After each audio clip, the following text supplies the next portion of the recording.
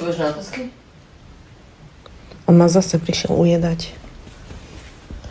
No, stále konšpirácie čítam, že mám určite robenú sánku, bradu, Foxy Eyes som už dokonca tak kde prečítala, líca.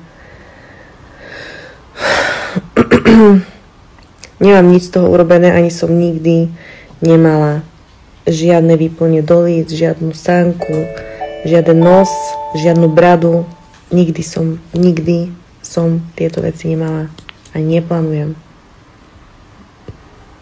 A čo by som ešte chcela k tomu dodať, že nerozumiem, prečo, akože teraz neriešim túto otázku, tak je položená slušne, pekne, aj ďakujem za kompliment, ale ja nerozumiem, prečo sa toto takto rieši vôbec, prečo je to téma number one.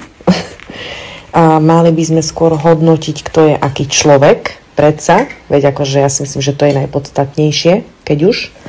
A aj keby som niečo mala, nejakú drobnú úpravu, ktoré som priznala, ja neviem, či ma to robí horším človekom, alebo či tým niekto trpí, alebo či ja niekoho vraždím, ale absolútne nechápem, koho je čo do toho.